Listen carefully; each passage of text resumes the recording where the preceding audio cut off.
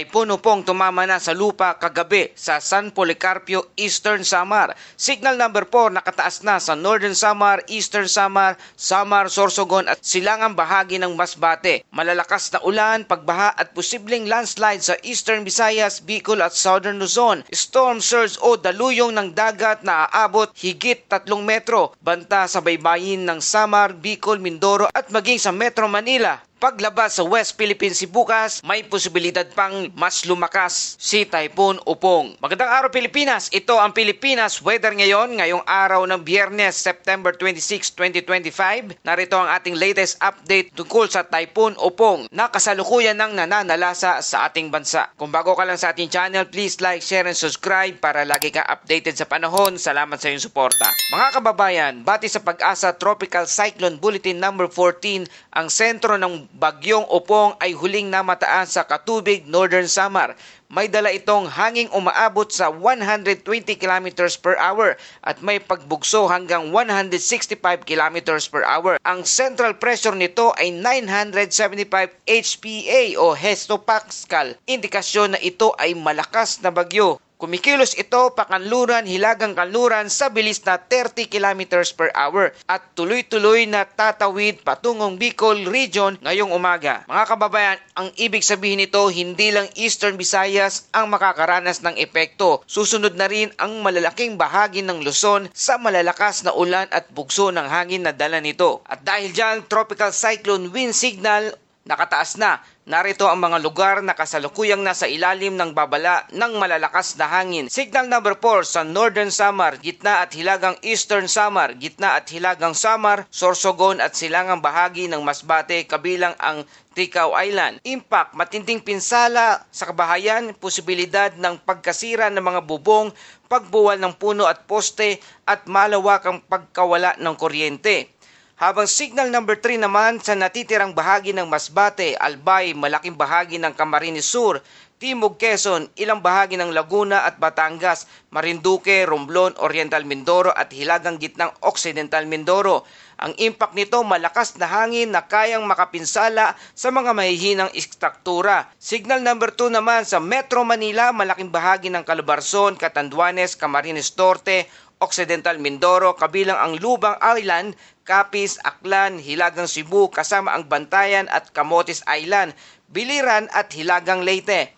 Ang impact nito, hangin na kayang magpatumba ng mga puno at makasira ng ilang kabahayan.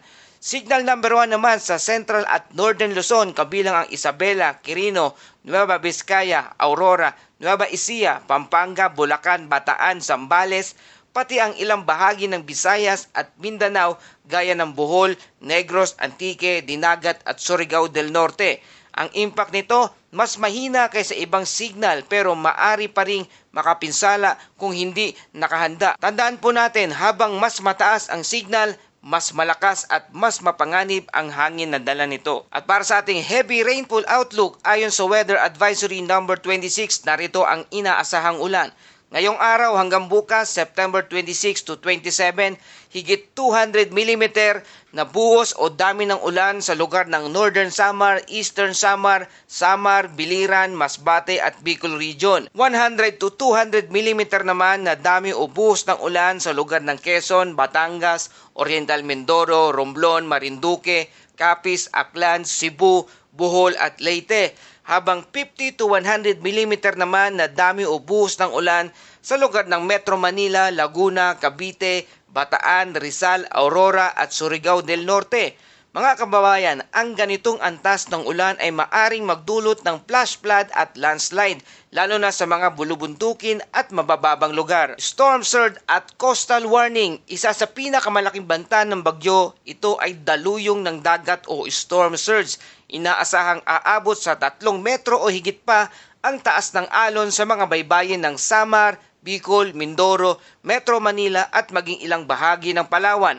Ang ganitong taas ay kayang lumubog ng mga bahay sa tabing dagat at magdulot ng malalaking pinsala. Kaya't ang mga nakatira sa malapit sa baybayin, huwag na pong mag-atubiling lumikas na agad. Huwag hintayin at ang huling minuto bago kayo kumilos. At para sa ating kondisyon ng karagatan sa Eastern Samar, Northern Samar, Samar, Biliran, Masbate, Albay at Sorsogon, posibleng umabot sa 11 metro ang taas ng alon. Sa lugar naman ng Romblon, Mindoro, Leyte, Cebu, Iloilo, Aklan at Capiz hanggang 8 metro ang taas ng alon. Sa Bicol Region naman at Quezon, kayong umabot nito hanggang 6 na metro ang taas ng alon. Lubhang mapanganib para sa lahat ng uri ng sasakyang pandagat. At narito naman ang forecast track ng Typhoon Upong. Ang landfall number 1, unang landfall nito ay naganap kanina sa San Policarpio, Eastern Samar, bandang alas 11:30 ng gabi, September 25 po yan. Ang susunod naman na landfall, second landfall, ay posibleng sumunod sa Masbate o Sorsogon ngayong umaga po. Tatawid naman sa Sibuyan Sea, tutungo sa Bicol,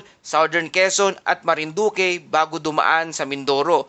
Sa West Philippine Sea naman, inaasahang lalabas bukas ng madaling araw, September 27, pero posibleng muling itong lumakas kapag nasa dagat na. Mga kababayan, kung ikukumpara natin sa mga nakaraang bagyo, halos kaparehas ito ang track ni Umpong sa Typhoon Glenda noong 2014 at Typhoon Rusing noong 1995. Parehong nagdulot ng malaking pinsala ang dalawang iyon, lalo na sa Bicol at Southern Luzon. Kaya ang lesson learned, ang maagap na paghahanda, pakikinig sa babala ng mga local government unit o LGU ay maagang paglikas ang susi para mailigtas ang buhay at ari-arian. Mga kababayan, sa gitna ng unos, lagi nating tatandaan ang salita ng Diyos ang ating pangahawakan. Mula sa awit 46 verse 1, ang sabi, ang Diyos ang ating kanlungan at kalakasan, handang sa klolo tuwing may kagipitan. At yan po ang ating latest update tungkol sa Typhoon Upong ngayong araw. Salamat sa iyong patuloy na pagtutok at walang sawang pakikinig dito sa Pilipinas Weather Ngayon. Para manatiling updated, please like, share, and subscribe. Salamat sa iyong suporta. Ito ang Pilipinas Weather Ngayon na lagi nagpapaalala, maghihanda, maging ligtas, maging alerto. Ingat tayong lahat.